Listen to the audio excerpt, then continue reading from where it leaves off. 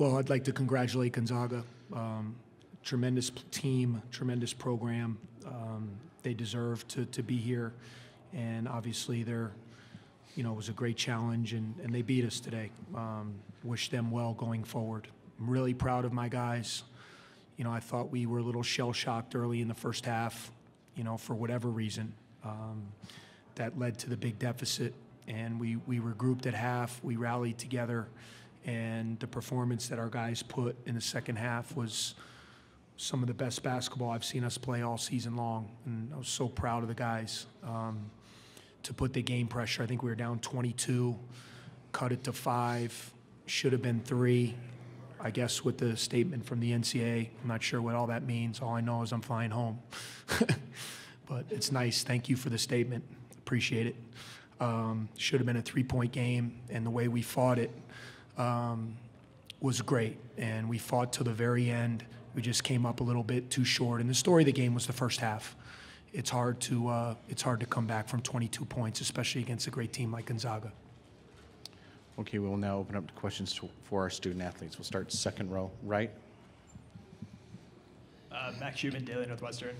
For either or both of you guys, what changed from the first half to the second half? Coach just mentioned that you guys rallied around each other, but what was it like? Was there some sort of switch that just flipped, or was there something else that you were doing differently? I think in the first half, we didn't play like we should have. We came out kind of dead, and then in the locker room at halftime, a cornerstone of our program is never quitting. I don't care how much we're down or what the situation is. We never quit, and I think the guys rallied around each other, and we just made more plays down the stretch.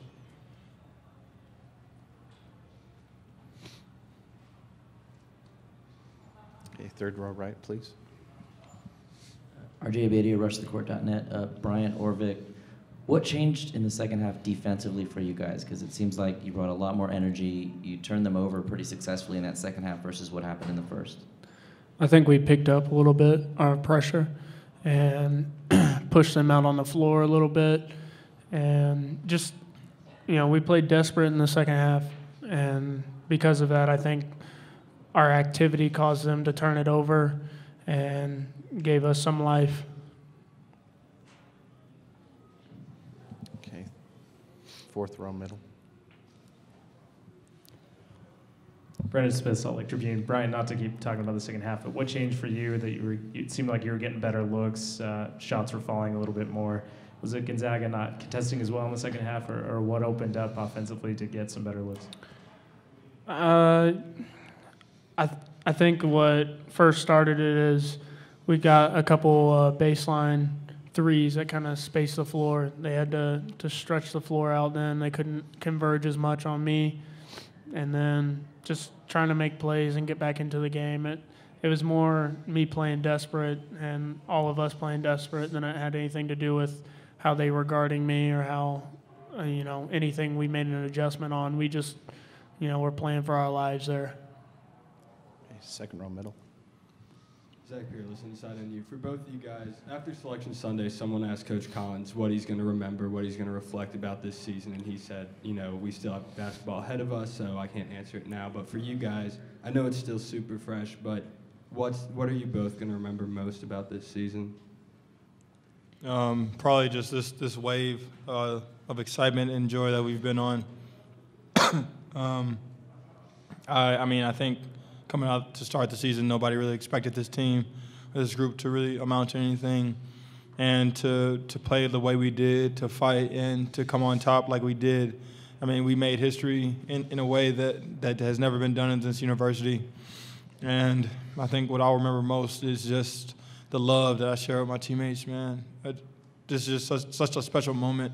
I don't think I'll ever forget this for the rest of my life.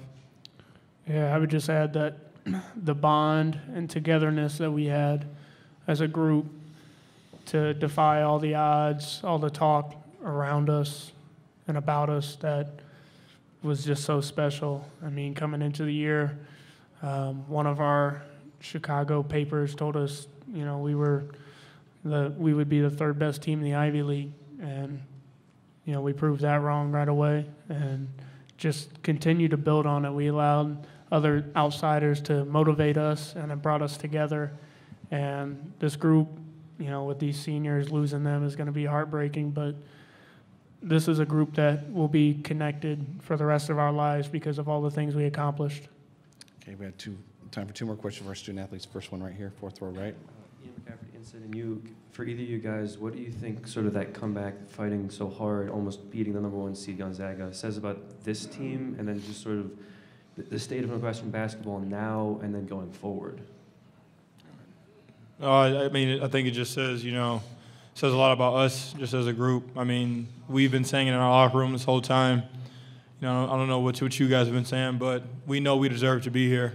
And we played like it in the second half. We know we're a good team. We had all the pieces, to be special. And, next year I feel like this was just a building block. This is just beginning. And I can't wait to see what the future holds.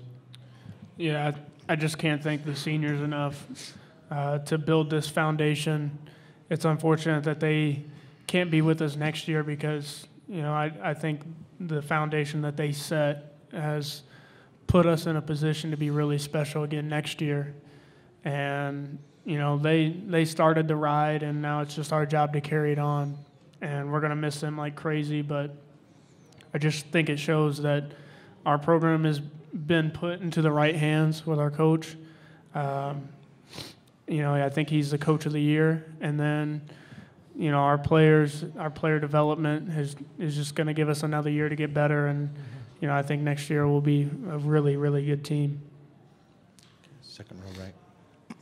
Vic, you were the last player to leave the court, hugging people, saying thanks to the fans. What was going through your head in those moments? I just think the NU faithful has done a great job of, again, coming out and giving us support and giving the team such great energy. In all these games, I feel like Northwestern's had the most fans. We've had the best atmosphere of the teams.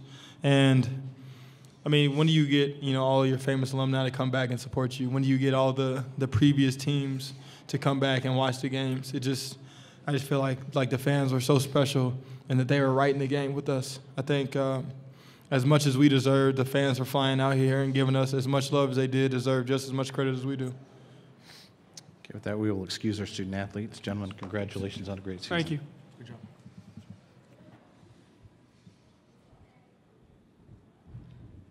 And now we will open up questions for Coach Collins. Second row. Zach Peerless, inside on you. I'll ask you the same thing I asked Bryant and Vic. What are you going to remember most about this season? I know it's still super fresh. Yeah, just the heart of the guys.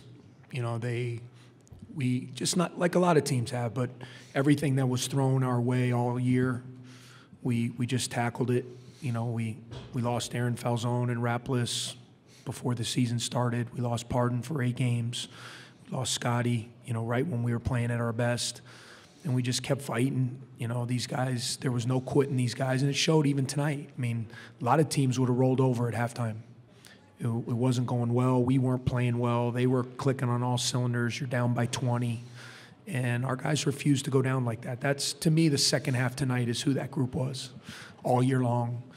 I loved coaching them. I told them in the locker room, they took me on an amazing ride this year. You're lucky as a coach when you get a special group of guys that just buy in and they're all in and they just want to win. There's no agendas other than just wanting to win.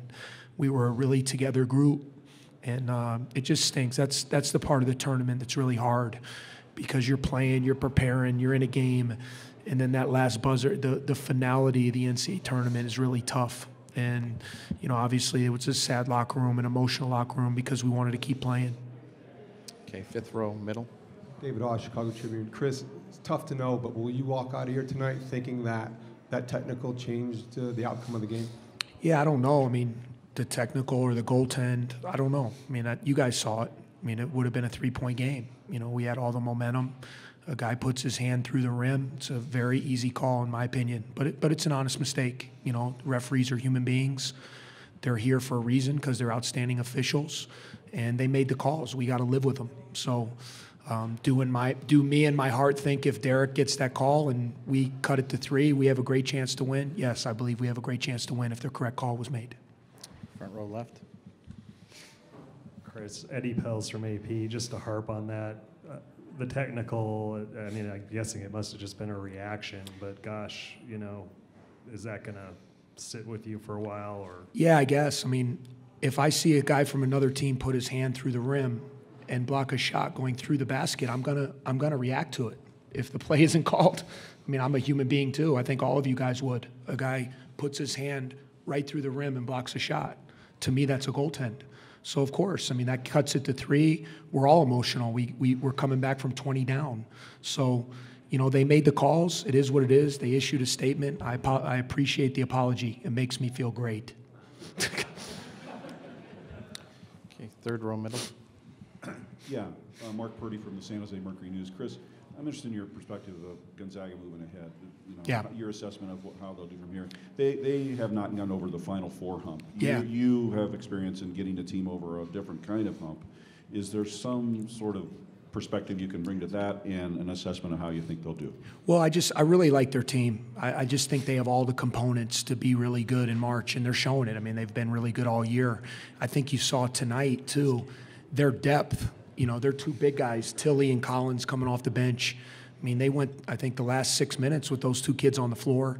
You know, Melson coming off the bench, giving them great minutes. So they have a lot of depth. They have great guard play. Nigel Williams-Goss is a terrific point guard with the size of Karnowski and the other big guys down there. They have shooting. They have all the components. I was very impressed with their defense. You know, I saw it on film, but especially in the first half, you know, I was impressed with their physicality on the perimeter, their ability to guard the ball, take us out of our stuff. And to me, you know, there's no reason they're good enough to get there. There's no question about it. You know, we've played a lot of good teams this year. We play in a top-notch league, and they have all the components to do it. Now the road is tough. I mean, it's very hard, you know, to get there. You need a little luck. You got to play well. You got to fight through a tough game in one of these games. But there's no doubt in my mind that they have all the components to be a team that can go to the Final Four. Is there some sort of compliment then as a player? Yeah. Yeah.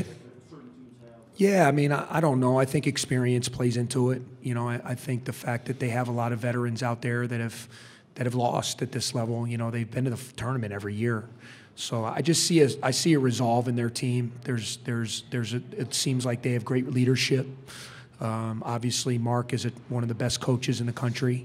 And for them, it's just going to be getting to San Jose and, you know, going out there and making the plays. I mean, I don't think there's any magic formula to doing it other than you got to go out there and play, and you got to make the plays to win.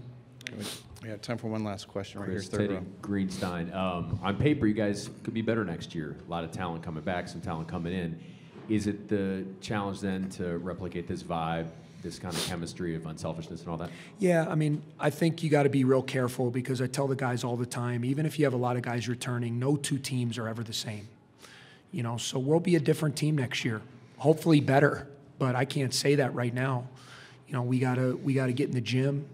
You know, we gotta get better. You know, skill development's got to be huge. I think some of our guys got to continue to get stronger and more physical and more athletic. You know, I think it's going to be a big summer for all of our returning guys, and we're going to lose a lot with Sanjay and Nate. Their leadership, you know, Sanjay's toughness.